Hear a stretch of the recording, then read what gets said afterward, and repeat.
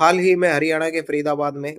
पिछले 2 दिनों में 3 मृत्यु हो गई। बताते चले कि ये मृत्यु सफाई कर्मचारियों की हुई है जो जिनको सीवरों में उतारा गया था और सीवर में उतरने के बाद इनका दम घुटने के जहरीली गैस के कारण दम घुटने के कारण इनकी मौत हो गई। पहला मामला है फरीदाबाद की गोची से, जहाँ पर सीवरेज ट्रीटमेंट प्लांट में उतारे गए 2 ममेरे भाइयों की जहरीली गैस चढ़ने से उनका दम घुट गया और जिसके बाद उन दोनों भाइयों की मौत हो गई। इस मामले में दोषी ठेकेदार के ऊपर विभिन्न धाराओं के अंतर्गत एफआईआर दर्ज की गई और इसी के बाद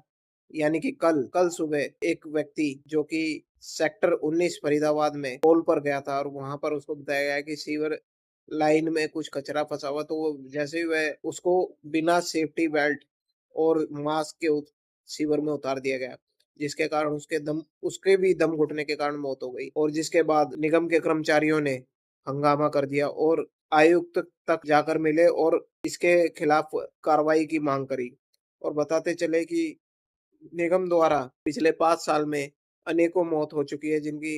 जो कि सीवर में दम घुटने के कारण हुई है। तो ये मौतें ज़ाहिर करती है कि सफाई कर्मचारियों के जीवन की कोई कीमत नहीं है। जब सुप्रीम कोर्ट ने सख्त आदेश जारी किए हैं कि कोई भी व्यक्ति मैनुअल स्केचिंग नहीं करेगा, यानी कि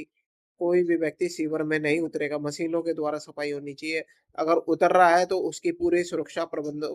प्रबंधों का ध्यान रखना चाहिए, लेकिन ऐसा कुछ भी नहीं है। और ये जो तीनों मौतें हुई हैं, इसी लापरवाही का नतीजा है। ये तीनों सीवर में उतरे थे,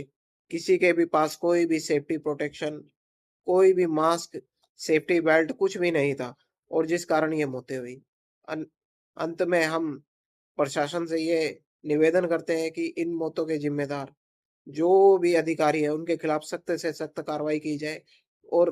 पीड़ित परिवार को उचित मुआवजा दी जाए, ताकि उनके परिवार का पालन-पोषण हो सके और भविष्य में ऐसी कोई घटना ना हो, इसके इसके लिए सख्त निर्देश जारी किए जाएँ।